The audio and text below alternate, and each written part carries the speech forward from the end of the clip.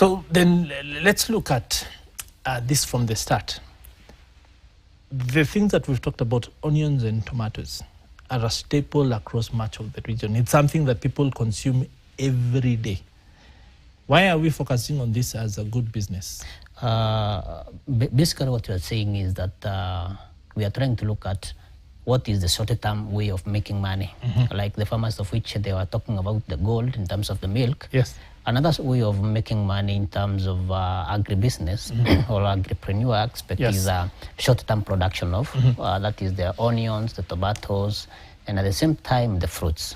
Anything that can grow within short term, like 3 months, and then you take it to the market. Yeah. So then when we think about these crops, because they're different, let's take them apart. Let's start with onions first. How long does it take to grow an onion from start to finish? Onion basically goes for 3 months. So 90 days. It goes by the variety. We have the short-term varieties, we have the hybrids varieties, but basically it should be between 3 to 4 months, from the time of the propagation of the nursery. So then I want you to take us what should be the ideal mode of propagation that people can then look at, so that we're saying if someone wants to get into this space, this is what you need to do. If you're already in this space, then benchmark yourself, this is what you're doing. We should go for, let's say, for instance, onion. Yes. You have to look at the best variety in terms of the production. At the same time, is you have to look at your area, which is the common pests which will affect your crops. At the same time, you have to look at the market trends, and at the same time, the pricing at the time, or by the time the production will be out. So are there then varieties of onions for different places? Some might just common. Like, for example, we know there is maize that does well in Kitale, but will not produce anything in Nyeri. When it comes into onions, it goes by the production. The varieties differs by the production. Yeah. So that, let's take an example. I have a 1 acre farm in Kitengela, right? I have a bit of water, so I can maybe irrigate and that sort of thing. What are the varieties I'm looking at, and what should I be on the lookout for? And depending on the numbers of the companies that we have in terms of seeds management, you will see like the production of onions, it will differ with the seed itself. We have the medium production, we have the hybrids which are now having as much as even to between 15 tons in an acre. Yeah. What determines my choices? What will determine your choice is what do you need to put in the pocket. So you're saying that if I can afford to buy more expensive inputs, maybe, for example, my productivity will be higher? Automatically, it will be higher.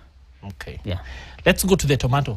And I want us to go step by step through imagining that we are farmers, aspiring farmers.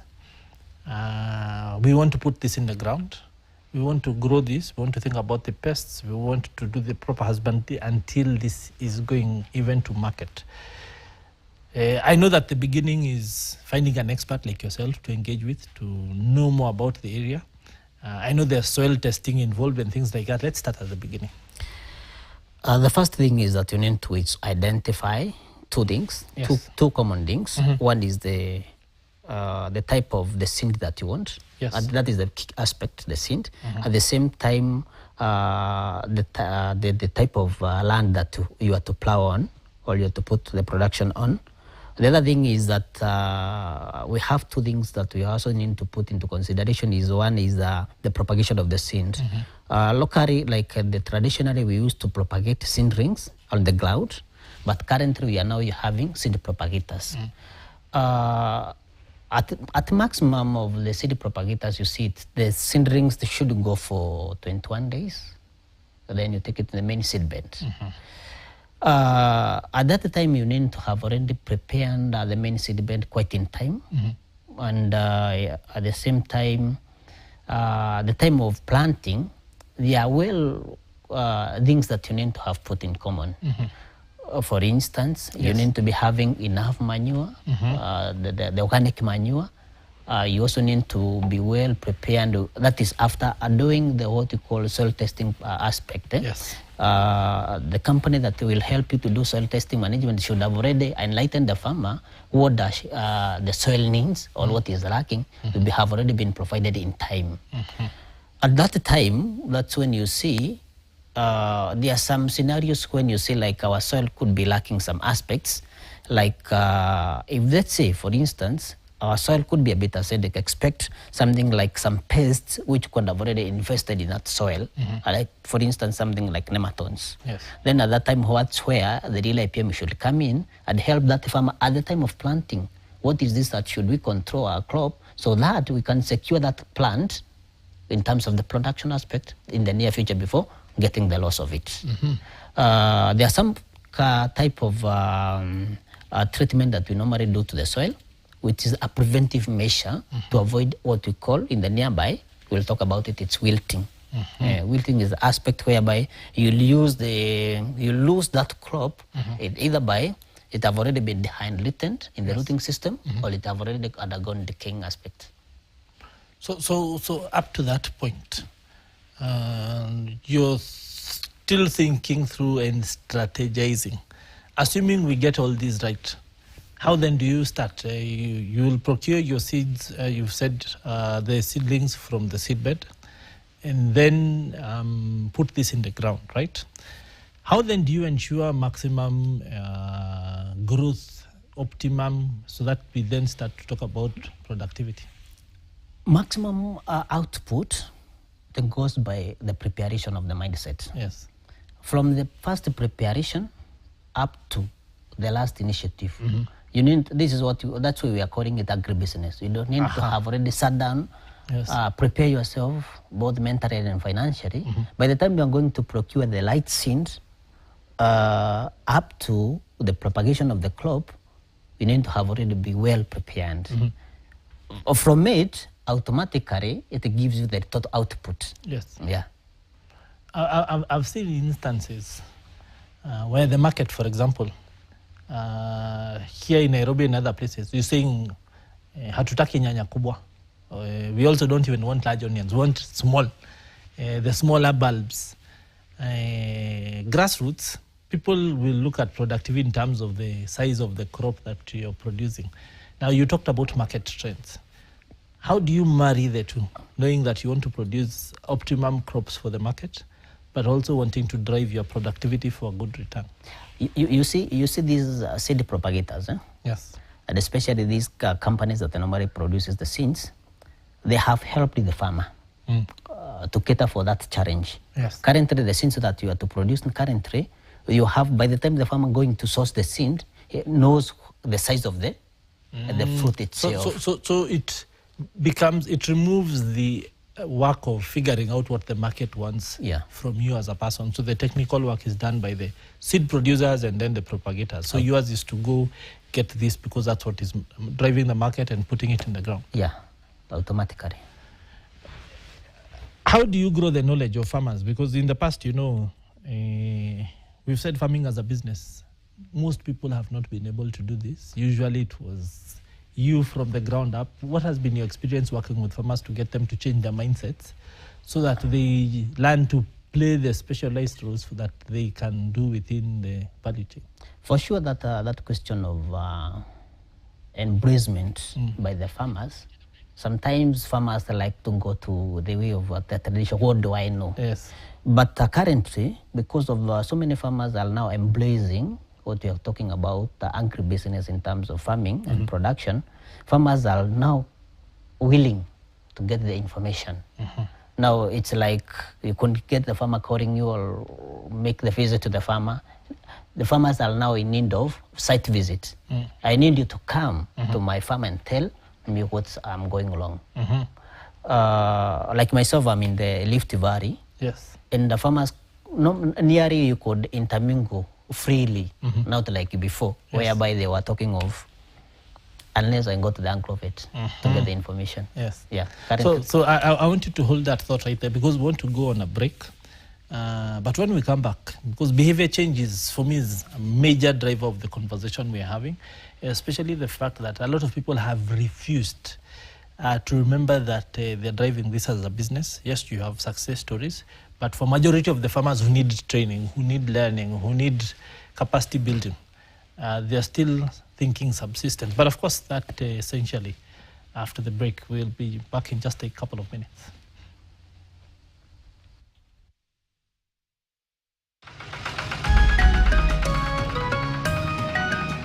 You are watching Farm Kenya, brought to you by Fugo.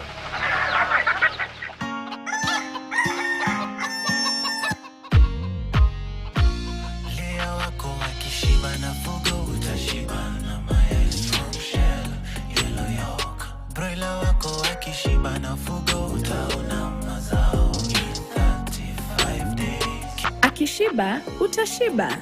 Fugo layer feed, Fugo Kienyeji feed, and broiler 2-stage and 3-stage diet. Products of Unga Farm Care.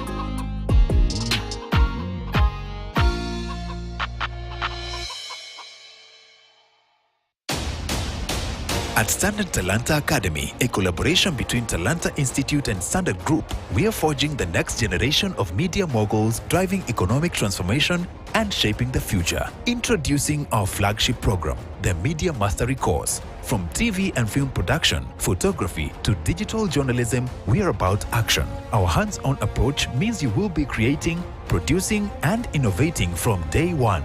But we don't stop at technical skills. We empower you with life and entrepreneurship skills. And with Standard Group, home to KTN, Radio Maisha, Spice FM, the Standard newspaper, and more, you'll have unparalleled access to real-world experience and opportunities. Enroll now and ignite your journey in the heart of the creative economy. Visit www.talanta.ac.ke or call 0724 468 468 for more information. Standard Talanta Academy. Unleash creativity.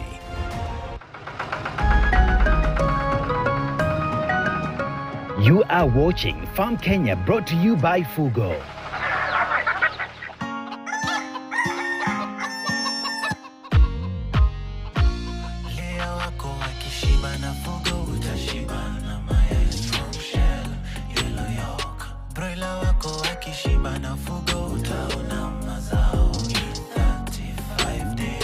Akishiba, utashiba. Fugo layer feed, Fugo Kienyeji feed, and broiler 2-stage and 3-stage diet. Products of Unga Farm Care.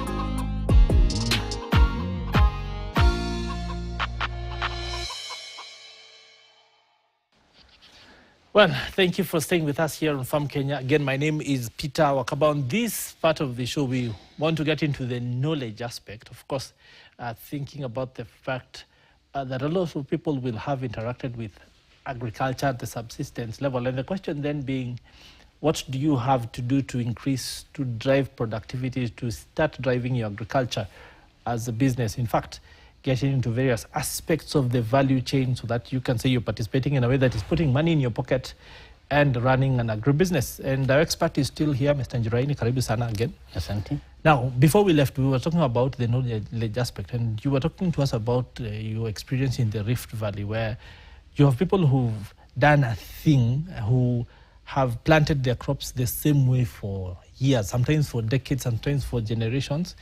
But you're trying to get these people to embrace working with other market players, changing the way they work, because this will drive productivity, it will give them new seeds, it will give them new technology. Talk to us about that experience. Advertisement currently is now taking too time because sometimes you see like majority of the farmers are too slow to adopt the concept. But you see with too much interaction with the farmers, currently they are now willing and too much to learn, starting to learn. You call them for the training, they are coming in quite in number. Majority of them are still making follow-ups so that they can learn more and more for the benefit of their future. Yeah. Let's talk about fruits. We've talked about onions, we've talked about tomatoes. Of course, the debate out there whether tomatoes are fruits or vegetables. But when it comes to the horticultural aspects of growing high-value fruits, what do farmers have to get right so that they can be ready for market and for the market to be responsive to what they're producing? Where do we start? Still, in any production, it's identification of the planting material. What do you want to plant? Where to source it? Like currently we are talking of what produce in terms of fruit should be grafted. Yes. And the farmers need to go for to source a high quality grafted material for fruits. And with it, we find that the production aspect in terms of part 3, it's quite a number. It's giving enough and high quality produce. Yeah.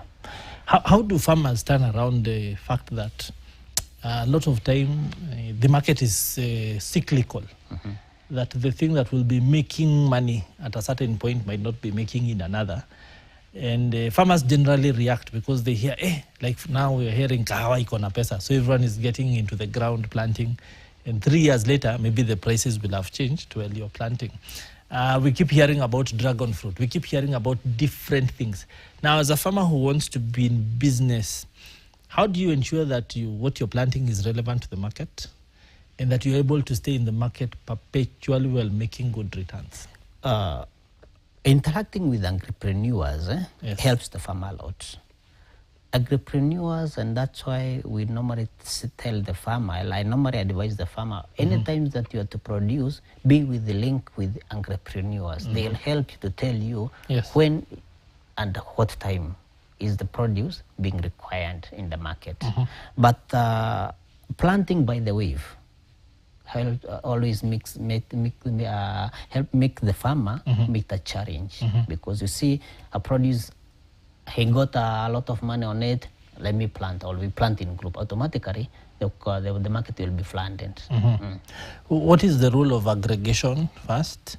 We've heard a lot about post-harvest losses and that sort of thing. A lot of farmers can be productive. But then the later aspects of the value chain, the going to market, the preserving the produce so that it maintains its value over time and then can be served out to consumers at different points. This still poses a huge challenge across the country and indeed sometimes across the region. Sometimes it turns to be a very big loss to the farmer, and that's why you see it's an initiative of the stakeholders to assist the farmers to have cold rooms. Yes. So that whenever it's produced in bulk, can be stored for later use. Yeah.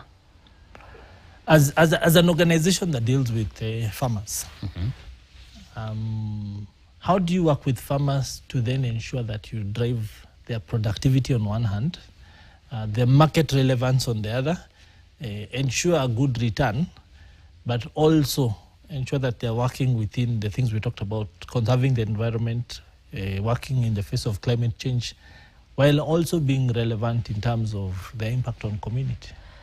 Lila IPM by itself normally work in partnership with other stakeholders so that we can be able to help the farmer in one end. At the same time, we are still holding the biodiversity on the other end.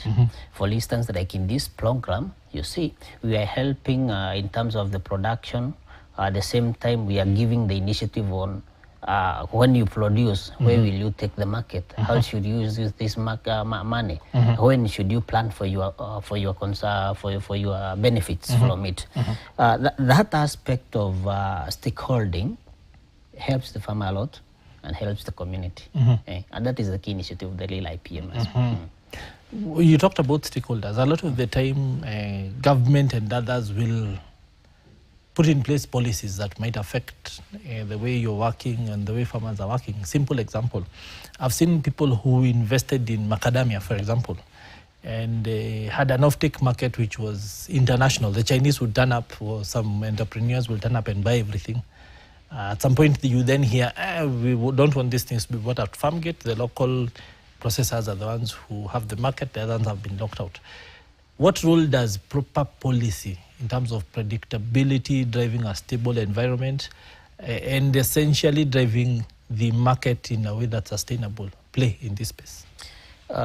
Normally, in every aspect of the production, yes, whatever you agree on, if it sticks, you get the benefit of it. If let's say, for instance, we normally say that we help the farmer to produce, by the end of it all, the government should have already created an initiative that this is what we want. If you fail to make sure whatever they have set as a policy, it's not met. Automatically, whoever fails or whoever suffers most is the farmer. Yes. From the grassroots, and that's automatically to myself I see being a challenge, and that's why partnership from the ground normally helps a lot for the benefit of the farmer. Do you think things like the so-called county aggregation centers, the industrial parks, and those sorts of things will help the sort of farmers we are talking about to start to retain more value? Because then maybe the cold storage might be available, the local processing to leave more of the value might be available. Would that be something that you'd talk to the people that you're working with to start thinking towards? That is the biggest solution to the farmer. Automatically, the biggest solution to the farmer, because there are times when the markets are being flooded, or there are times when the farmers have already produced in mass production. Well, you see the prices are not well. Automatically, the farmers will only be advised to take it to the cold rooms for later use. For me, one of the biggest challenges I've seen is the homogeneity of production across different areas, such that either because of having had stories and that sort of thing, farmers in one particular area will plant things, causing the glut you're talking about. Yet at the same time, you will keep hearing about producing bulk for the market. How do we marry these two? Because we know that if you drive productivity and produce more, costs come down, productivity improves. But then we keep finding farmers stuck with their produce because either access to market or lack of demand or one of those such things. Everything lies into whenever there is much production, mass production that is, I tend to believe what the key initiative is value addition. Yes. So that changing of the nature of produce, when it is too much for later use, it will switch from when it's being produced in mass, it should not go into waste. Yes. Even if we produce in mass, and then there is overproduction consecutive. Yes. And at the same time, what is in the cold room cannot go for a long way. It should then be undent the value. Are there any centers of excellence, any bright spots of productivity, any successes that you can point us to, that you can hold this up and say these are guys that we are working with and these are the results that they've had? So many. We have so many, especially currently, like real IPM, wherever the regions that I am, is that we are working with the beans productions, with the East African growers. And I see growth and I see success from usage of the organic in terms of production. The government has been pushing the organic the fertilizer subsidy program, which is fine. But then we also learned that through soil testing, you will discover that your soil might need various other things that might not be NPK, so to say, right?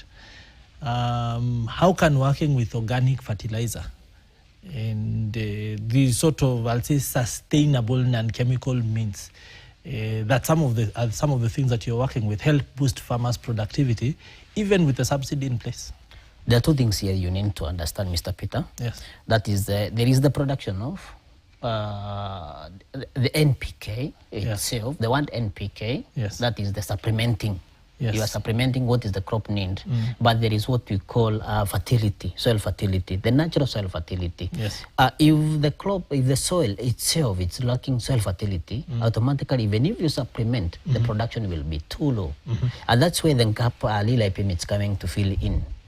By use of products which are organically weak, it also helps to maintain the soil fertility for a longer duration. So I want to break it down for our audience so they can understand. Because you see, when people hear fertility, they think immediately fertilizer. But what you're saying is that this thing is much, much more than just an application of fertilizer. Talk to us about the things like soil composition. Sometimes we have live matter in there, we have aeration, we have depth. Give us a complete picture of what soil fertility is. Soil fertility is aspect of what does that soil provide for the crop to grow. For instance, it should be having the microorganisms, which helps to mix up the soil and provide the aeration for the roots. Yes. At the same time, it should be able to supplement the crop with the aerations. Now, when it comes into microorganism as a key aspect, due to aspect of the acidity, too much usage of maybe the base of fertilizers to say, sometimes you see if the essentials which are in the trace elements, Yes. the trace elements, what the soil can provide naturally, Yes. if it's not there, the microorganism cannot be there. For instance, the one like if the soil doesn't have humus, Yes. The microorganism cannot be there. So in this case, just to simplify it for our viewers, we are saying that soil composition is just not the macronutrients, which people know as NPK. The combination of Yes. macro and micro. And then the micronutrients. Yeah. And then apart from those, we have what you're calling trace elements, they're really minute. And then we have other things, which is the organic matter, sometimes living organisms and those sorts of things, which all combine to ensure that your soil is sustainably working and replenishing itself into the future. How do you maintain that? Maintenance of that, it's supplementing Yes. over a period of time. You produce, like, for instance, you see a farmer adding manure into the soil. It's supplementing the organic matter into the soil, Yes. so that the microorganisms in the soil can have something to feed on. By that, you'll see that that farmer will use little NPK in the soil because the soil is well fed. And by that time, if you happen to take that soil into the lamp, Yes. you'll be told there is nothing which is required for your soil. And if it is, very little.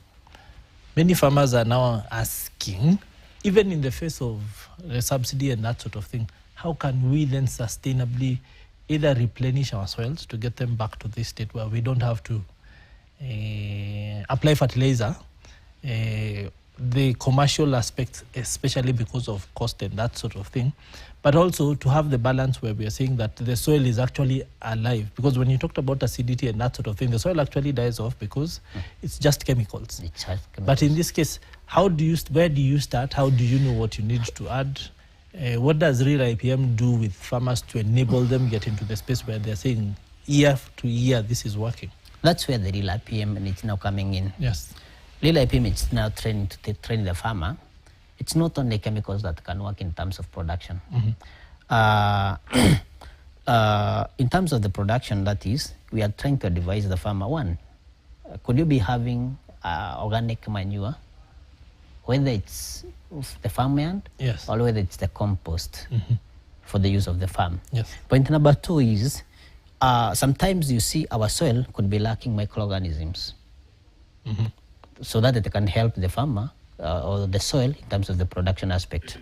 A real IPM have already helped that farmer to have that microorganisms that can be hardened through drench. It's called Mazao flourish. As a drench, that is introducing artificially that microorganisms in the soil so that it can help that farmer in terms of what was already lost. So this is introduced into the soil, not into compost or the manure. You add this directly into the soil, like you add the chemical fertilizers. Yeah. It can be as a drench. Yes. As a drench, you mix it with water and then you pour it in in the soil. It can be used in either two ways, either as a drench or as a spray into on the crop itself. Yeah, it will absorb it. Okay. So this, we'll call it stuff. So this material will actually interact with the crops in a way that the crop is able to utilize, and this eventually ends up in the soil. In the soil, yeah. And it helps a lot of the rooting systems. Yes. So in terms of productivity then, farmers who are taking this route vis-a-vis we'll say the usual commercial chemicals and sprays that we see, in terms of productivity and sustainability, what difference can they expect to see? Two things. One, is it environmental friendly? Point number two, is it beneficial to the crop? And point number three, is it so beneficial to the soil? The production, the produce, that is the product that we are using to help this crop, it's helping the crops. One, doesn't have any side effect to the soil, or it is 0 PHI. Yes. It doesn't have any chemical. The other thing is it's helping the roots to bring a root mass so that it can be able to feed well. And the other one is it's so environmental friendly. So this stuff is the drench or the spray. Will accompany each crop every time you plant, or is regular application, or what's the sort of management that is needed to ensure that this becomes effective? It's regular application. Yeah, it's regular application. Yeah. Does it work in all different regions? You see, in other places, like we talked about, sometimes your soil might need one thing or the other, or is predisposed to lacking some things because of geography, those sorts of things. It's for an environment. And the more sweeted is, even those soils that you normally say that they are too acidic, Yes. the moment they use this stuff we are calling authoritative, automatically it helps to neutralize it, neutralize that soil acidity. A lot of Kenya soil, especially in the breadbasket areas, is thought to be acidic. Automatically. So this would actually work for them because it will start to essentially alkalize the soil a bit. I'm in those regions. Yes. And those farmers that are normally using it, they are talking of, I have noted a change in the production. Automatically, that's give an indication that there was something that was lacking that have already been introduced. Yes, that there was a problem. Yeah. In the places that you're talking about, we know that farmers farm extensive tracts of land. You see people who will farm really large areas. Is it sustainable to use this over large areas, or are we talking about horticulture and the small holdings so that you can drive productivity? In all aspects, Yes. you can use it either in horticulture or it's either in staple crops. Yeah. Let's think about, as we wind up, what the farmers, what the producers, what the person we are talking to has to think about in order to drive their productivity. If there was one thing that you would leave them out of this discussion with, what would that be? Something that I would like any farmer to ask or come up with. But anytime in terms of the production, how should I control? Yes. How should I produce? How should I control pests organically? At the same time, could this produce be environmental friendly for our future? Yes. Yeah. So you can use the again similar products for pest control that don't necessarily have to throw chemicals into the soil. Yeah, 0 PHI. Yeah. Any pests, any targeted pests that destroy the crop, there is the way remedy for it organically. Naturally, we were having the bans for aphids. But currently, we are still having other products which are organically well prepared for the control of either the aphids, either the mites, or whether the caterpillars organically. Yes. Yeah. So when you say organically, are these other, so to say, pests, other things that you'll introduce in terms of controlling those ones? Is it material that is organic that you will spray, or that, or it's a combination? It's not a combination. Naturally, Yes. there was a balancing. Yes. What God provided in the ground Was actually balanced. was always balanced. Yes. But due to the change of the climate, you see, the balance is keeping. One, it's increasing, the other one, Yes. there is a lot of shift. And that's why you see, like, what have already been gone done to create the balance, DLIPM have taken the, in terms of the production of it, increase in numbers so that it can create the balance in terms of sprays now. Yes. Okay, that's interesting. Unfortunately, we are sort of out of time, but really interesting discussion, and thank you for your time, Mr. Njiraini. Really, really insightful conversation. Thank you. We want to close with Farmer of the Week, essentially. Look at people who are walking the talk, but that's why we want to close the show. So from us, it is Kwaheri ya Konana. We'll see you again tomorrow, same time. We leave you with this episode of Farmer of the Day. Take a look.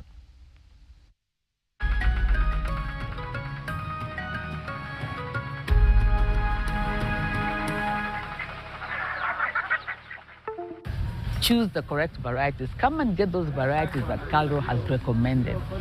The ones that are named out there like Raja F1, and then we also have our varieties, 3 of them going through NPT that will come out. So if you choose the correct variety, already now you're a step ahead. The next thing is, how are you growing these tomatoes?